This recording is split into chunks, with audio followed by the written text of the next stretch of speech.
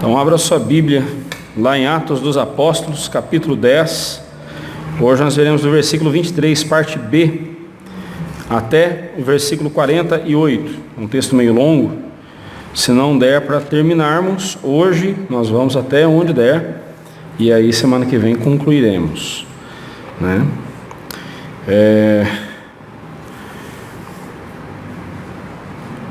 Estudo de número 23, então aí a sequência de estudos do livro de Atos dos Apóstolos.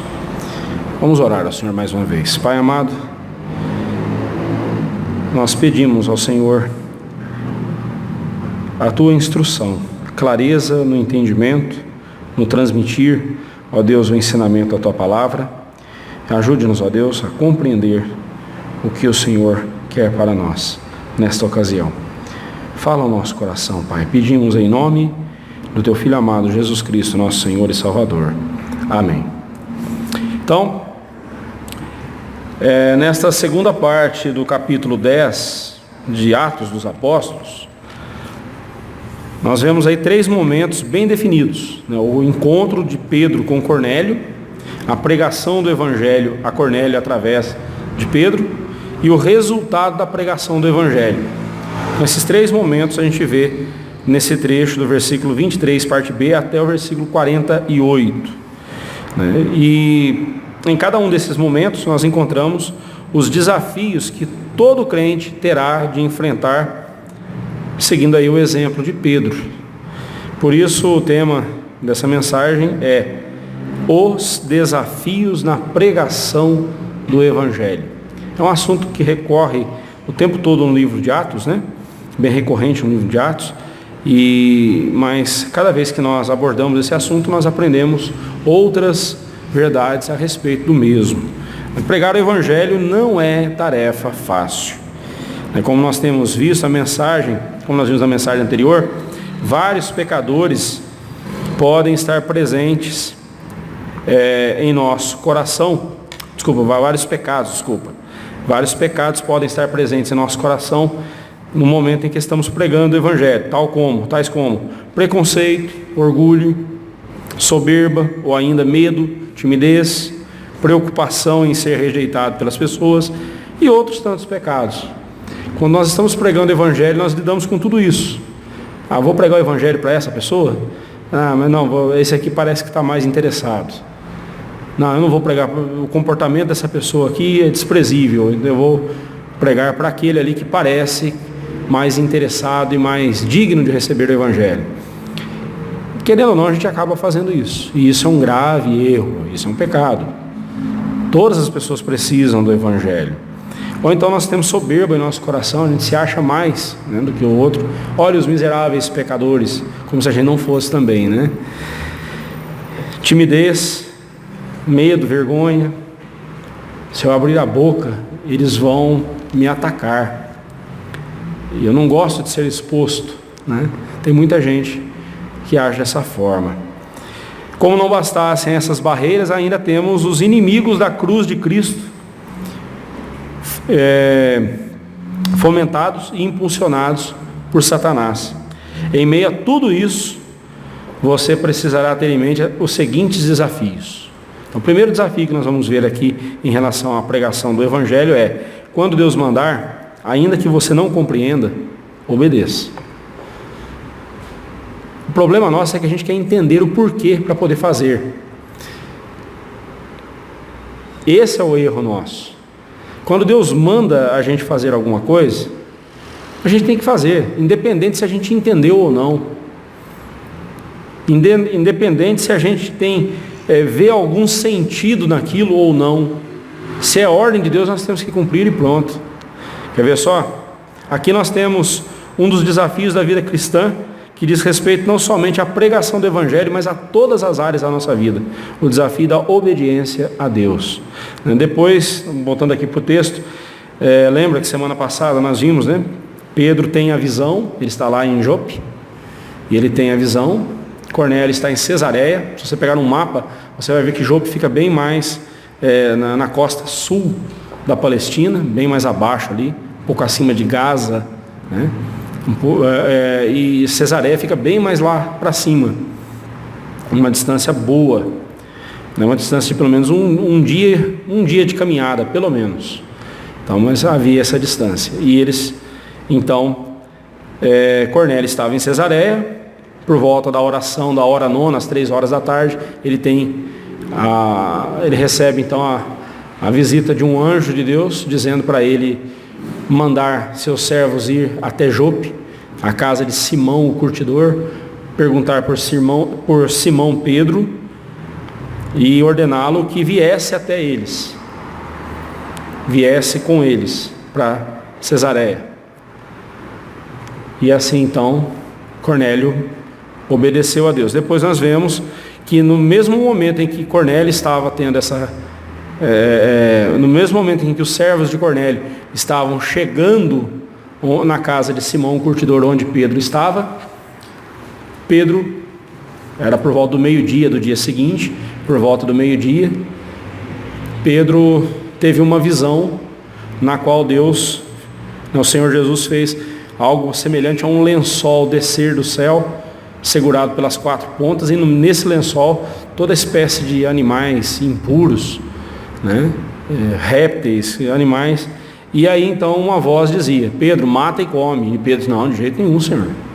Eu, no meu judaísmo, na minha crença, na minha fé, eu jamais colocaria na minha boca coisa comum ou profana, coisa imunda, jamais. Novamente a voz, por 3 vezes a voz dizia: mata e come, mata e come. Na 3ª vez o lençol foi recolhido aos céus. E Pedro voltou a si, né? Foi uma visão que ele teve. Ele não teve um transe, um delírio, não, foi uma visão. E naquele exato momento então chegam os servos de Cornélio, perguntando por Pedro, e ele diz, a Bíblia diz que Pedro convidou-os, depois convidando-os a entrar, hospedou-os, no verso 23. Agora, daqui para frente, o estudo de hoje, né? No dia seguinte, verso 23, no dia seguinte, levantou-se e partiu com eles. Também alguns irmãos dos que habitavam em Jope foram em sua companhia. No dia imediato, entrou em Cesareia. Cornélio estava esperando por eles, tendo reunido seus parentes e amigos. Aconteceu que, indo Pedro a entrar, lhe saiu Cornélio ao encontro e, prostrando-se-lhe aos pés, o adorou. Primeira tentativa de adorar Pedro, né? Depois vieram os católicos. Mas Pedro o levantou dizendo: ergue-te, que eu também sou homem. Falando com ele, entrou, encontrando muitos reunidos ali, a quem se dirigiu dizendo: vós bem sabeis que é proibido a um judeu ajuntar-se ou mesmo aproximar-se de alguém de outra raça. Mas Deus me demonstrou que a nenhum homem considerasse comum ou imundo. Por isso, uma vez chamado, vim sem vacilar. Pergunto, pois, por que razão me mandastes chamar? Então, no versículo 29, Pedro revela que, apesar de ter entendido o significado da visão que Deus lhe dera em Jope, ainda não sabia a razão pelas quais Deus o queria ali em Cesareia. Ele não sabia o que estava acontecendo, sabia por alto, né? Mesmo assim, Pedro obedeceu a Deus. Viu só? Obedecer a Deus não é necessário que nós entendamos o que Deus está mandando a gente fazer. Uma vez que a gente sabe o que deve ser feito, então a gente deve fazer e pronto. Uma vez que a gente sabe o que Deus quer que nós façamos, devemos fazer. No processo, Deus pode mostrar-nos a vontade dele, o porquê que ele quer que nós façamos tal coisa. No processo ali ele pode fazer, como também não, porque o chamado de Deus para nós não é para nos dar todas as respostas às nossas indagações e aos nossos questionamentos. O chamado de Deus para nós é: segue-me, eu sei por onde andar com você, eu sei para onde eu vou te levar. Eu sei como estou conduzindo a sua vida. Eu sei onde eu quero levar você. É assim que Deus nos chama. Por isso que a vida pela fé é pela fé. É uma entrega na qual eu me lanço pela fé. A fé não é um salto no escuro, como muitos dizem, não. É um salto para a luz. Eu não sei o que será de mim amanhã. Eu sei que Deus vai me levar onde Ele quer me levar. Eu lembro que em 2016, quando fui avisado pelo conselho da igreja que eu pastoreava, que eu não concorreria à eleição para o ano seguinte, e seria trazido, né, eles iriam trazer outro pastor. E aí então a igreja ficou ali preocupada e tal, e vários irmãos vieram dizer assim: pastor, para onde você vai? Eu não sei, eu não sabia que eu viria para cá ainda. Pastor, mas para onde você vai? O que você vai fazer? Eu não sei, eu só sei que Deus me chamou para ser pastor. E uma coisa que eu tenho certeza que não vai faltar para mim é campo para trabalhar. Aliás, eu moro numa cidade que tem campo até no nome, né? São José dos Campos. Agora, onde Deus vai me levar, eu não sei. Eu sei que Ele me chamou e Ele vai me levar para onde Ele quiser. E isso vale para tudo na nossa vida, irmãos. Nós estamos hoje onde exatamente Deus quis, onde Deus queria que estivéssemos. Eu estou falando inclusive desse momento nosso aqui, ó. Desse momento nosso aqui, de reunião. Deus queria que nós estivéssemos aqui, nós obedecemos a Deus.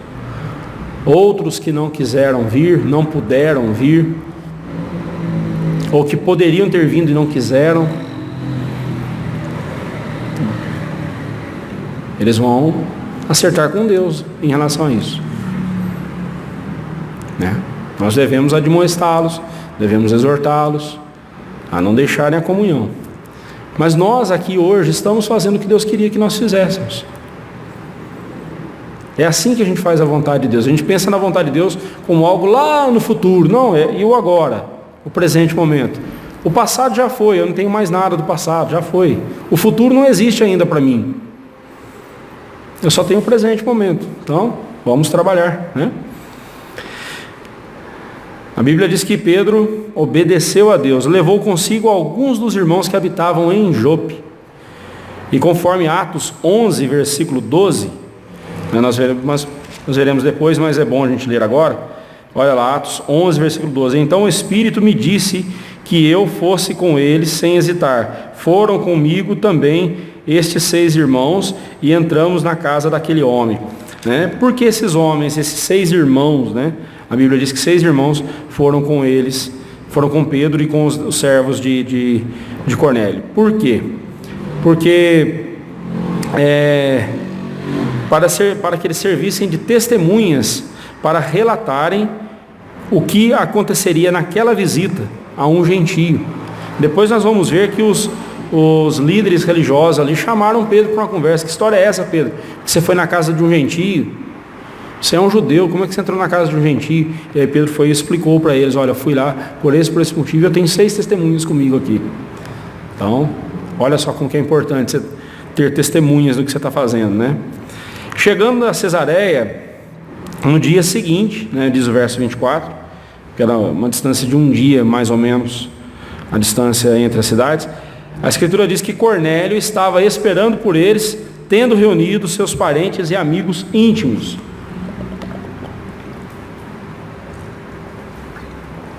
Cornélio não sabia o que Pedro haveria de lhe dizer, mas sabia que era algo vindo da vontade de Deus, porque foi Deus quem mandara ele buscar Pedro, né?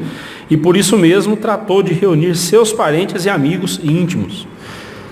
Olha, pessoal, vamos lá em casa, estou chamando vocês para ir lá em casa, que vai vir o apóstolo Pedro aqui em casa, e Deus mandou trazer Pedro, mandou eu buscar Pedro lá em Jope, porque Deus disse que Pedro tem algo muito importante para nos dizer. né? Quando Pedro entrou na casa, Cornélio teve um gesto ao qual Pedro reprovou. Diz a Bíblia que saiu Cornélio ao encontro e, prostrando-se-lhe aos pés, o adorou. Antes da gente jogar pedra no Cornélio, vamos entender um pouquinho aqui o porquê que ele fez isso. A reação de Pedro a esse gesto é uma lição para todos nós que sempre estamos às voltas roubando a glória de Deus. Irmãos, a coisa mais fácil que tem é o nosso coração roubar para nós a glória que deveríamos dar a Deus. Basta fazermos uma boa ação. E se a gente não toma cuidado, o nosso coração rouba para si a glória que deveria acreditar a Deus. Se nós fizermos algo bom, que venhamos a dar glória a Deus e render glórias a Deus por ter nos dado o privilégio de ter feito tal coisa e de termos sido usados por Ele. A Bíblia diz que Pedro o levantou, né? Eu imagino Pedro ali segurando ele pela mão e levantando ele, né? Levantando Cornélio, e disse-lhe: ergue-te, eu também sou homem. Cornélio, como um militar, agora nós vamos entender por que Cornélio fez isso, né? Cornélio era um militar, ele era um centurião, né? Sob o seu comando ele tinha uma centúria, né? 100 soldados à sua disposição. Então, ele não conhecia outro meio de honrar alguém além dessa forma. Ele fazia isso perante os imperadores, ele fazia isso perante os seus superiores.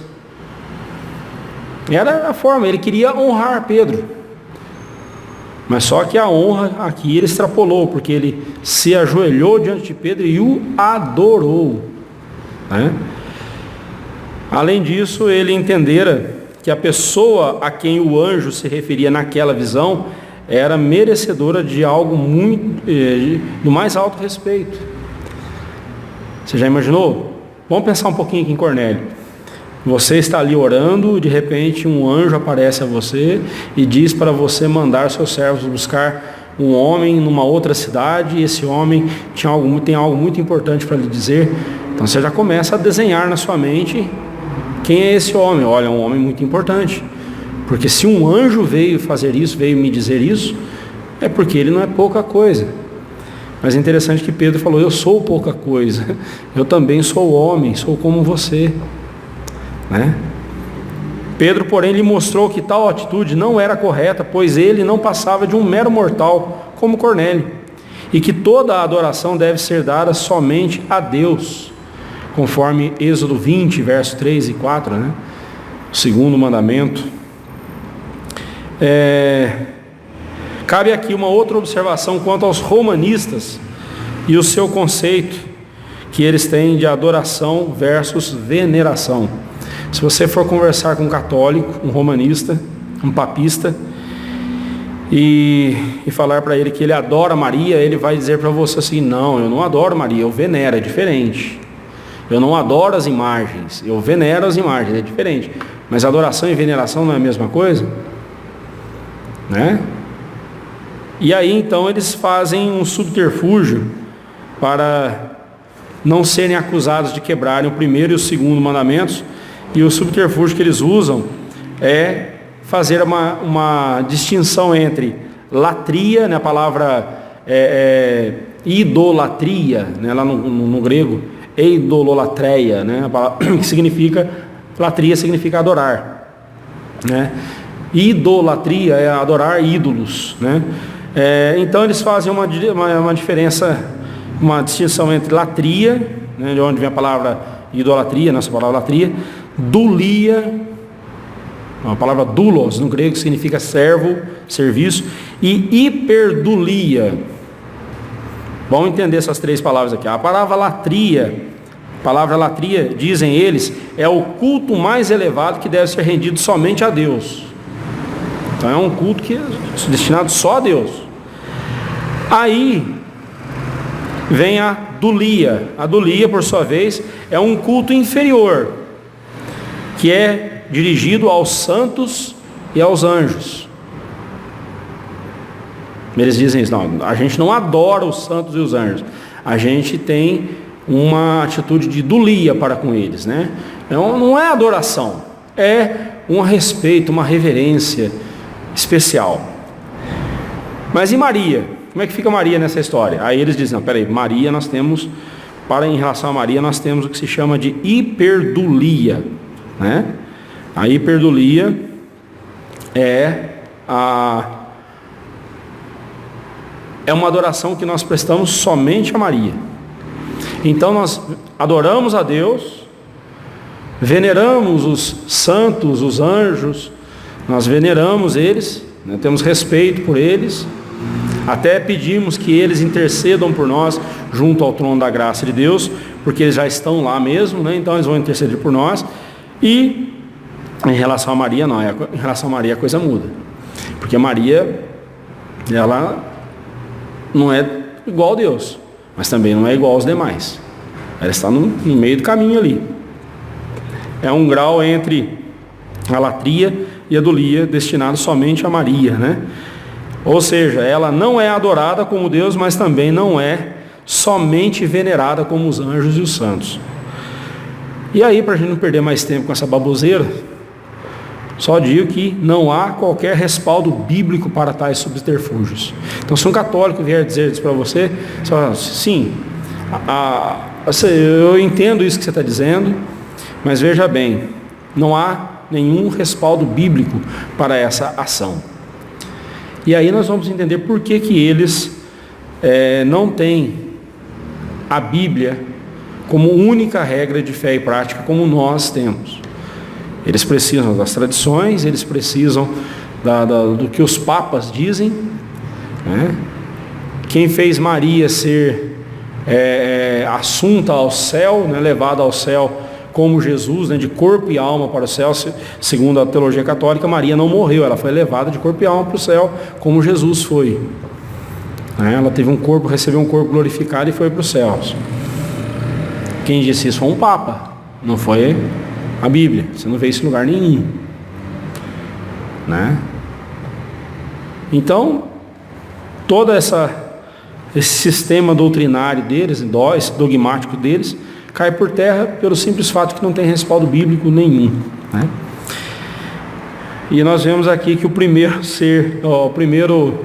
tentativa de adoração a um apóstolo, a um santo, a Pedro, né, especialmente, segundo a Igreja Católica, o primeiro Papa, né, essa aqui foi a primeira tentativa e foi frustrada, né?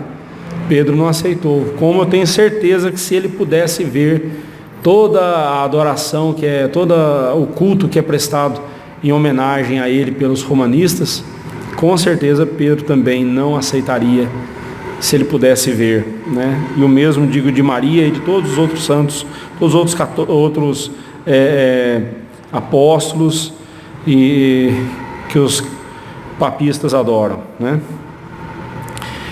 Seguindo em frente, que é o verso 27, né? Depois de recepcionado por Cornélio, Pedro entrou na casa, encontrando muitos reunidos ali, a quem ele se dirigiu de forma que nos parece um tanto quanto rude, mas não foi. Você vai entender por quê. Ele diz assim: vós bem sabeis que é proibido a um judeu ajuntar-se ou mesmo aproximar-se de alguém de outra raça. Imagine eu chegando na sua casa, e aí você está lá me esperando, e eu chego e falo assim: você bem sabe que eu, como santista, eu não posso estar na casa de um corintiano. Não dá certo. Se a torcida organizada souber que eu estou visitando um corintiano, eu posso ser linchado. Logicamente eu estou aqui usando um exemplo até jocoso, mas o que Pedro estava dizendo aqui era muito sério. Ele, como judeu, ele não podia se aproximar de um gentio. E isso não era só uma questão de tradição do judaísmo. Isso vinha desde o Antigo Testamento. O povo de Israel era um povo separado, porém Pedro havia sido chamado por Deus para ser apóstolo, e ele deveria pregar o evangelho a quem Deus mandasse ele pregar. E agora que você vai entender, Pedro diz assim, que algo fez total diferença para ele, né? Algo fez total diferença para Pedro, para que ele quebrasse essas normas judaicas de relacionamento com outros povos. Ele diz: mas Deus me demonstrou que a nenhum homem considerasse comum ou imundo. Por isso, uma vez chamado, vim sem vacilar. Naquela visão que ele teve lá em Jope no dia anterior, fez todo sentido para ele. Quando ele viu aquele lençol descendo do céu, com os animais imundos, e a voz dizendo: mata e come, ele: de jeito nenhum, na minha boca jamais entrou coisa imunda. E agora então, Pedro estava entendendo que aquela visão era uma analogia à verdade, ao fato, né? E o fato era: ele foi enviado agora para a casa de Cornélio para pregar o evangelho para homens que não eram judeus. E assim, como nós vimos semana passada, o evangelho estava rompendo a última barreira. Jesus falou lá em Atos 1:8: e recebereis o poder ao descer sobre vós o Espírito, e sereis minhas testemunhas em Jerusalém, Judeia, Samaria e até os confins da terra. Com Cornélio, a fase do confins da terra estava começando agora. A última etapa do evangelho, confins da terra, começava agora com Cornélio. E Pedro entendeu isso. Pedro entendeu que Deus havia dito que a nenhum homem ele deveria considerar comum ou impuro, ou indigno do evangelho. Aliás, ninguém é digno do evangelho, mas era a vez agora dos gentios receberem o evangelho da salvação. Era a vez dos gentios. E Pedro havia entendido isso, né? E ele disse: por isso mesmo eu vim sem vacilar, não pensei duas vezes. Deus mandou, eu vim. Agora eu estou entendendo, né, o que está acontecendo. Como observamos, Pedro entendera que a visão que tivera em Jope, mas ele ainda não sabia a razão de ter sido chamado a Cesareia. Mesmo assim, foi a Cesareia sem vacilar. Cornélio relatou tudo novamente, né? Você vai ver aí Cornélio relatando tudo novamente, mas antes ele ouvira da boca dos servos de Cornélio, Pedro, né, ouvira da boca dos servos de Cornélio, e agora ouvia do próprio Cornélio as seguintes palavras, né? Respondeu-lhe Cornélio: faz hoje 4 dias, que por volta desta hora, então era mais ou menos 3 horas da tarde que ali Pedro estava conversando com eles, né? Por volta desta hora, estava eu observando em minha casa a hora 9ª de oração, e eis que se apresentou diante de mim um varão de vestes resplandecentes e disse: Cornélio, a tua oração foi ouvida e as tuas esmolas lembradas na presença de Deus. Manda, pois, alguém a Jope chamar Simão, por sobrenome Pedro. Acha-se este hospedado na casa de Simão curtidor, à beira-mar. Né? Naquela época não tinha sistema de endereço como temos hoje, né? Mas Deus mandou certinho lá no lugar, não tinha como errar, né? Portanto, sem demora, mandei chamar-te e fizeste bem em vir. Agora, pois, estamos todos aqui, na presença de Deus, prontos para ouvir tudo o que te foi ordenado da parte do Senhor. Versos 30 a 33. Algumas coisas na fala de Cornélio nos chamam a atenção aqui. A primeira foi a sua pronta obediência diante da ordem do anjo, bem como a sua satisfação em receber Pedro em sua casa. Seu empenho em reunir aquele grupo de pessoas próximas a ele, para juntos ouvirem o que Pedro tinha a dizer, e acima de tudo, a sua convicção de estar na presença de Deus, prontos para ouvir tudo o que foi ordenado a Pedro da parte do Senhor. Então essas verdades nós destacamos aqui na fala de Cornélio. né? Diante desse público divinamente preparado, versos 34 e 35, né? Então falou Pedro dizendo: reconheço por verdade que Deus não faz acepção de pessoas. Ele estava agora entendendo aquela visão, né? Deus não faz acepção de pessoas. Pelo contrário, em qualquer nação, aquele que o teme e faz o que é justo, lhe é aceitável. Deus tem em sua igreja pessoas de todas as nações, né? Aqui mesmo entre nós, esse pequeno grupo aqui, embora nós sejamos descendentes, eu mesmo sou descendente judeu, né? Então o seu Alair é suíço, né, seu Alair? Né? E se a gente for puxar aí a nossa genealogia, nós vamos encontrar outras nacionalidades aqui entre nós, né? Porque a igreja de Cristo, ela não é exclusiva de um povo, ela é universal. Ou seja, ela é composta de pessoas de todos os povos, de todas as etnias.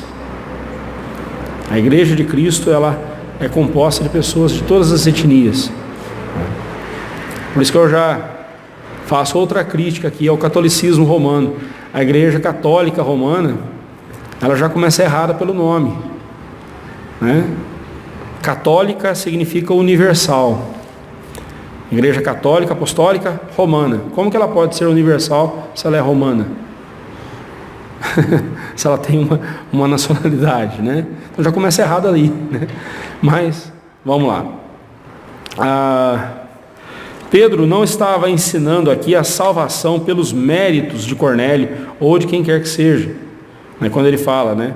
Pelo contrário, em qualquer nação, aquele que teme a Deus e faz o que lhe é justo, lhe é aceitável, né? Pedro não está ensinando com essas palavras que a salvação é pelos méritos humanos, mas sim pelos méritos de Cristo, né?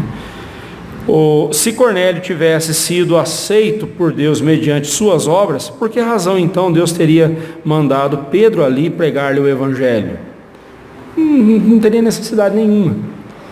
Então veja bem, Pedro não está aqui destacando, dizendo que a salvação é por mérito humano, muito pelo contrário, né? Ela está atrelada à pregação do Evangelho, e todos precisam ouvir o Evangelho. Porém, qual o sentido dessa afirmação de Pedro então? Quando Pedro diz que em qualquer lugar, pessoas que fazem o que é agradável a Deus são aceitos por ele, né? O que Pedro quis dizer com isso? O que ele quis mostrar aqui é que alguém que vive com temor a Deus, demonstrando desejar sempre algo mais de Deus, recebe a sua bênção. Recebe a sua bênção. Um ímpio pode ser abençoado? Pode. Todo dia. A Bíblia diz que o sol não nasce só sobre os justos, nasce sobre os injustos também. A bênção de Deus, ela vem sobre aqueles que andam na obediência. Mesmo um ímpio não convertido, se ele faz o que é correto, se ele faz o que é certo diante de Deus, ele vai colher bons frutos disso. É a lei da semeadura. E da mesma forma, um crente fazendo coisa errada, ele vai colher os frutos amargos dos seus erros também. É a lei da semeadura.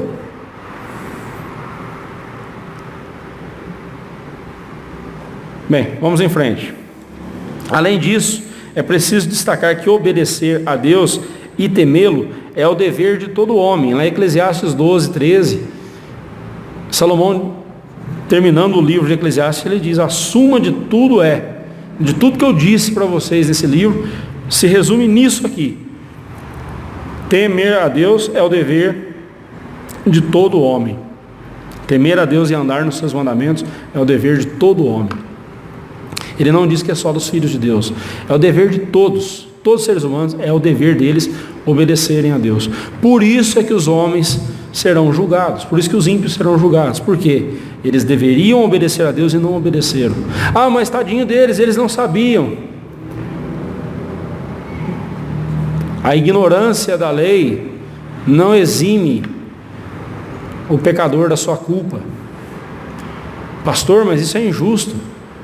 Se você disser isso para o juiz aqui, na nossa comarca, se você cometer um crime e não sabia que era crime, e chegar diante do juiz e falar, meritíssimo, mas eu não sabia que era crime, você vai ser condenado do mesmo jeito. Porque o fato de você não conhecer a lei não te torna isento da culpa. Estou falando da lei dos homens, hein? Isso também se aplica à lei de Deus. Tá? Vamos lá. Logo, quando uma pessoa age dessa forma, né, de forma obediente, essa pessoa agrada a Deus. Né?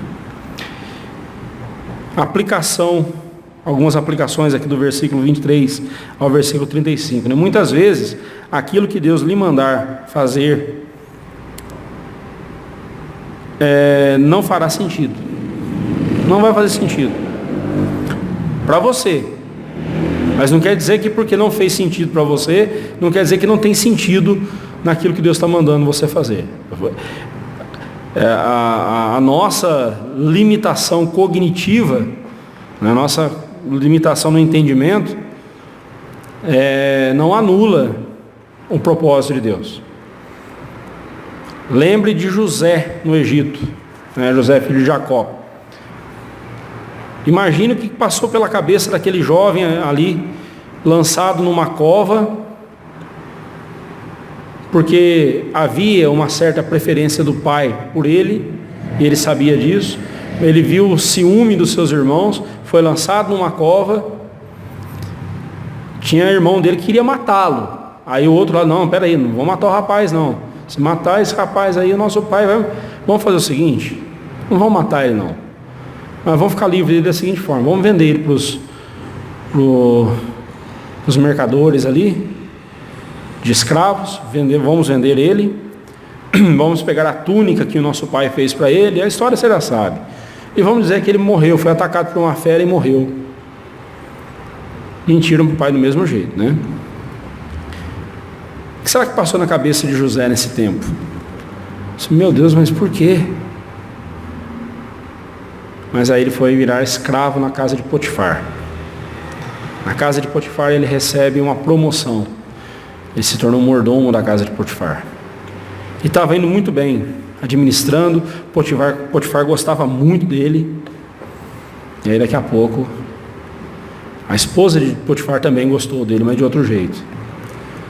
E ele, para não trazer escândalo para o nome de Deus, pecar contra Deus e pecar contra Potifar, ele foge deixando as suas roupas nas mãos da sua patroa, que o assediava. E aí ele vai para a cadeia. Mais 3 anos na cadeia. 3 anos, irmãos. 3 anos na cadeia. Né? Quando ele tem a chance de sair, ele é esquecido lá. Até que um dia ele foi lembrado. E aí a gente sabe a história. Se tornou vice-rei no Egito. Ele foi usado por Deus. Mas lá no capítulo 50 de Gênesis, ele fala para os seus irmãos, né? Depois que o seu pai morreu, seus irmãos ficaram desesperados. Agora que nosso pai morreu, nosso irmão vai acabar com a gente. Ele vai vingar-se de nós. E aí José vem e diz assim, não, vocês não entenderam nada mesmo, né? Deus me mandou à frente de vocês, usou toda aquela circunstância. Deus poderia ter feito diferente, Deus poderia ter dado um jeito de fazer José ficar sendo conhecido pelo faraó e ser levado para o Egito sem ser escravo. Deus poderia, mas Deus o levou de uma forma mais humilhante possível. Levou José para lá. E José, quando teve a oportunidade de acabar com os irmãos dele, disse, não, vocês não entenderam nada. Eu não posso fazer nada contra vocês, porque o que eu estou fazendo aqui foi porque Deus me trouxe para preservar a vida de vocês. Tem que ser muito crente, né, irmãos?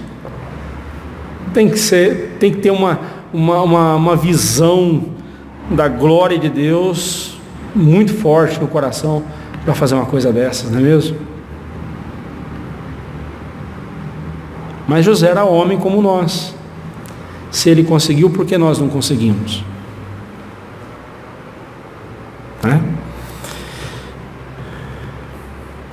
Por que manter-se virgem até o casamento? Por que pagar impostos se o governo é tão corrupto?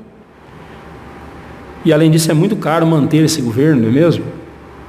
Por que ficar atrelado a um compromisso de casamento se você pode ter quantos relacionamentos você quiser? Por que você deve pregar o evangelho a alguém que se mostra réprobo e tão pecador? Que sentido faz isso, irmãos? Que sentido faz essas coisas? São algumas das muitas questões que não fazem sentido para corações egoístas, contudo, são a vontade de Deus para os seus filhos. Por isso, quando Deus mandar você fazer algo, obedeça, ainda que não lhe faça nem sentido algum. Mas não tem sentido eu fazer isso, mas Deus está mandando. Faça. Ele, no tempo certo, lhe mostrará o que Ele quer para a sua vida. Tão somente obedeça a Deus. Como eu disse, eu não vou me estender aqui no restante do capítulo. Vou deixar para a semana que vem. A maior parte do capítulo nós cobrimos hoje. A semana que vem, então, nós vamos do versículo 36 até o versículo 48. Mas eu quero deixar essa lição conosco aqui. Vamos obedecer a Deus. Independente se estamos entendendo ou não. Se nós entendemos a ordem dele, obedeçamos. Se nós não entendemos o sentido, ou o que ele quer, o propósito, não nos preocupemos, confiemos nele, ele sabe por onde ele nos conduz. O Senhor Jesus disse que eu sou o bom pastor e as minhas ovelhas ouvem a minha voz. E leia o Evangelho de João e veja como que Cristo ressalta o aspecto da audição, o servo de Deus, a ovelha de Cristo, ouvir as palavras dele. Por quê? Porque é sabido que as ovelhas, elas têm uma séria deficiência visual. Elas enxergam um pouco mais do que alguns metros à frente delas. Elas são míopes. Né? Eu sou míope. Se eu tirar o óculos aqui, eu só estou vendo um borrão na minha frente. Né? Eu sei que o Celso está aqui porque eu sei que eu vi ele sentado aqui. Mas se ele mudar de lugar e eu não ver, eu não vou saber que é ele. Né? Aí você põe o óculos e eu resolvo. Aí. A ovelha, o animal, a ovelha é míope por natureza. Mas a ovelha, ela tem uma audição muito acurada. Por isso que Jesus falou que o mercenário, ele vem, tenta entrar no aprisco, e aí ele chama as ovelhas, mas as ovelhas não seguem ele. Por quê? Porque ele não é o pastor delas. E a voz dele é diferente. Tem até um vídeo que circula na internet aí, de umas ovelhas pastando lá longe. E aí então chega uma pessoa, o pastor das ovelhas, e diz para a pessoa, chame. E a pessoa chama, berra, e tenta fazer igual, e as ovelhas nem... Mas aí quando o pastor fala, espera um minutinho, eu vou chamá-las. Aí ele começa do jeito dele lá, chamando as ovelhas. Elas levantam a cabeça, olham na direção dele e se reúnem todas, pertinho dele. A Bíblia nos mostra isso. O verdadeiro crente, ele não anda pelo que ele vê, ele anda pelo que ele ouve da boca de Cristo. Mesmo que você não esteja vendo o propósito de Deus numa ordem que Ele dá a você, numa diretriz que Ele dá para a sua vida, você, pastor, eu não estou entendendo, Senhor, não estou entendendo o que o Senhor quer de mim. Mas se você entender o que é para ser feito, faça. Faça. Deus sabe para onde Ele está nos levando. Confiemos nele. Confiemos no Senhor Jesus. Amém.